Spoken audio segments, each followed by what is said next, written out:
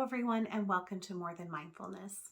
My name is Nesha, and today I'm going to be talking about bringing more mindfulness to our relationships.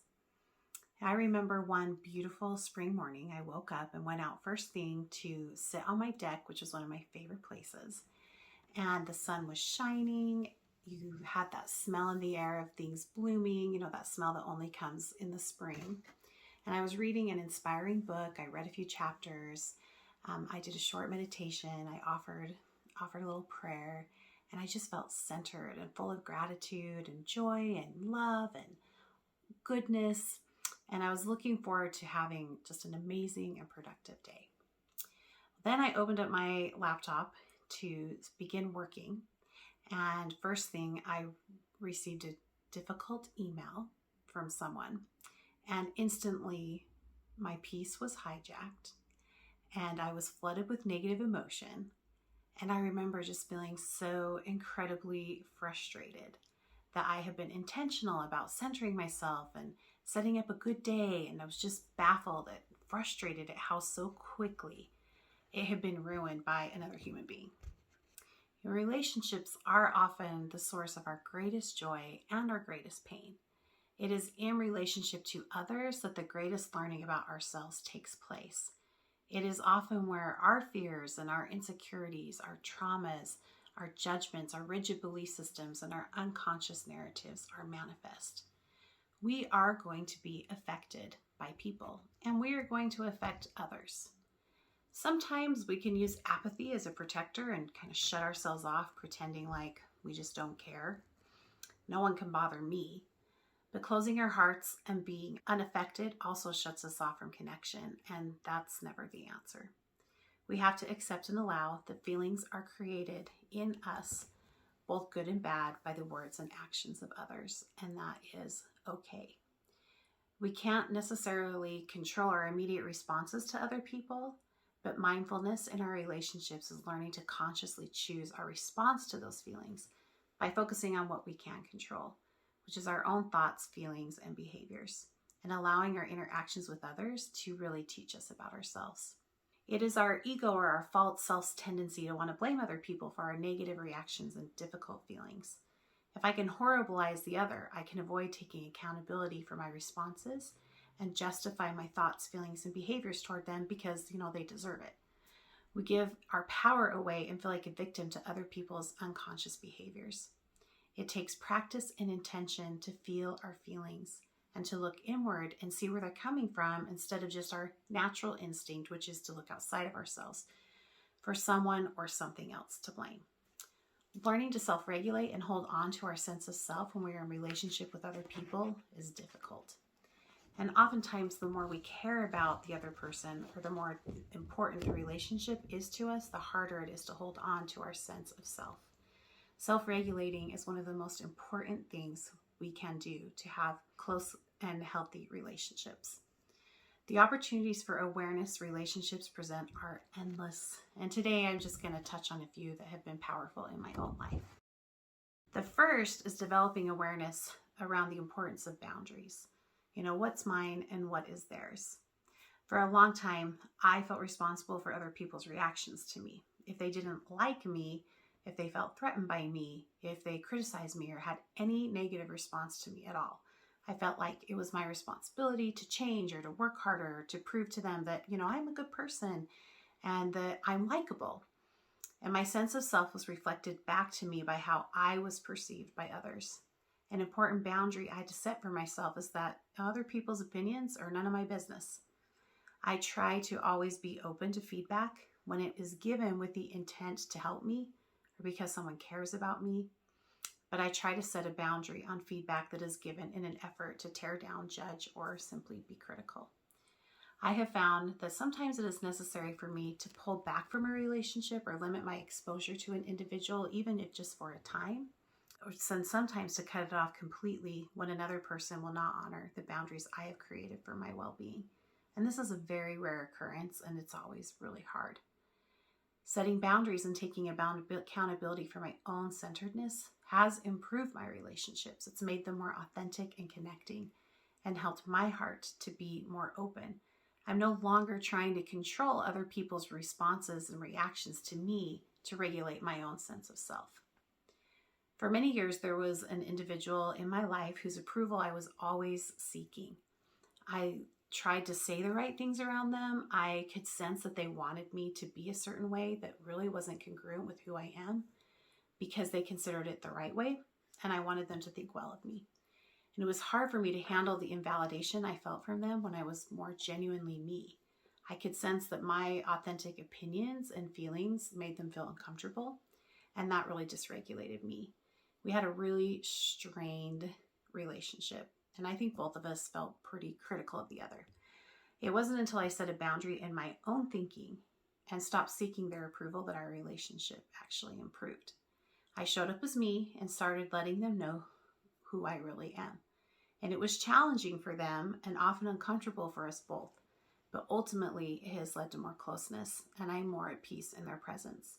I began to recognize that the reaction to me had a lot more to do with their own insecurities and belief systems than it did me and who I was.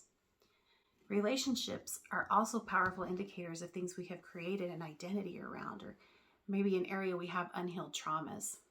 There was an area of my life that I put a lot of pressure on myself to excel. I had to prove my value, my worth, and make it pleasing to everyone. And when I received criticism from others, it felt like I might die because my identity and value was too tied up in its success. And because it was also a part of my career, it felt like I had to excel and please others to survive. Starting to be aware of my emotional reactions to other people expressing displeasure to this part of my life was really powerful. I started to self-define around who I wanted to be in this part of my life, and that was really powerful. What values were most important to me, while also, allowing myself to be human and accepting that disappointing people was just an inherent part of putting myself out there. This helped me to accept other people's feedback and even be grateful for it. I could allow them to have their own reactions to me and to my work. As I practiced making sure that my work was not my identity, it also felt less personal. Places where sensitivities show up in our relationship can also provide important information about areas in our lives where maybe we have some unhealed trauma. There was a part of me where someone's words of criticism, especially if the person was close to me, could put me in a fetal position on the floor in complete tears and hysterics. I had a lot of shame around my reaction until I acknowledged that I had some pretty significant trauma that had created a belief that my worthiness of love was dependent on perfection in this part of myself. If I felt like this part of me was being rejected, especially by people close to me, I had a huge overreaction. Once I recognized where my strong emotional reaction was coming from, I could take responsibility for my own healing. Healing the trauma and working through the false narratives and belief systems that were created by it has helped me to not be so emotionally charged and reactive by the words of others. When we are dependent on other imperfect humans for our sense of self, relationships can often leave us feeling like, what about me? They can expose our insecurities and show us ways that our ego is still manifesting in our lives. Years ago, I had two very, very dear friends who did not know each other. And both of these relationships were really important to me. One day, I decided to get the three of us together and introduce them, and we all went to lunch. And these two friends of mine hit it off. And within the week, they were having their own independent text exchanges and interactions. And then they were both telling me like how amazing they thought the other friend was, and thanked me for introducing them. And all of a sudden, like a little feeling rose up in my chest, like a tight constriction. And I started asking that question, well, what about me? Remember me? I was close friends with both of you first. Are you both now going to forget me? And it took me a couple of days to kind of calm myself down and offer my fear that I was going to be abandoned by these two dear friends' compassion, and then honestly kind of laugh at myself a little. My friends' relationship with each other did not take anything away from my relationship with them. If anything, it's enhanced it, as we are all so different from each other and we offer such beautiful and unique things. Taking ownership over our jealousies and pettiness and bringing mindfulness to what fears are being triggered brings powerful self-knowledge. One of the most powerful ways relationships bring greater awareness are trigger people. These are people who really, they aren't really doing anything negative toward us. They just trigger a negative emotional response. There's just something about them that bugs you. In Debbie Ford's book, Dark Side of the Life Chaser, she addresses our shadow self and offers the suggestion that what triggers us about others are traits we refuse to own in ourselves. Or as Eckhart Tolle says, anything that you resent and strongly react to in another person, it's also in you. I had a few people in my life that triggered me because I felt like they were always seeking for my validation, like a pat on the back or fishing for compliments, and in general, wanting my reassurance that they were good. And it bothered me, and I felt myself kind of resisting closeness with them. And it wasn't until I recognized and owned that I too had a desire for others to tell me that I was good enough and that I was okay, that I wanted people to recognize and validate my efforts. And when I could offer that part of myself grace and compassion, then I could also do it for others. The trait in others stopped triggering me as soon as I could own that it was a part of me too. I had a friend who was always really bugged by a sister-in-law because her sister-in-law was so needy. And she was always, like in my friend's perception, acting helpless and reaching out for people to come and help her. And, when she was sick, she would ask their mother-in-law to come and help watch her kids. And when she felt overwhelmed, she would ask everyone to come help her with projects. And it just drove my friend nuts. Her lack of independence just frustrated the heck out of her. Until one day she realized that she too at times needed help, but always refused to ask for it. She was triggered by her sister-in-law because her sister-in-law had no shame in asking for what she needed. But my friend would not allow herself to need assistance because she saw it as weakness. When she could start allowing herself to need others too, she stopped being so triggered by her sister-in-law. It can feel easy to stay centered when we are in isolation, like I was that beautiful morning on my deck. It is easier to feel like we have reached enlightenment, and closing ourselves off to connection can feel more safe. However, there is a pretty high cost to that. We will miss the glorious joy of deep connection and all of the opportunities for growth that relationships and interacting with other people provide. I've had my moments too where I just want to crawl in a cave and not come out. But now, when I feel my peace hijacked by others, I practice bringing awareness to my inner world.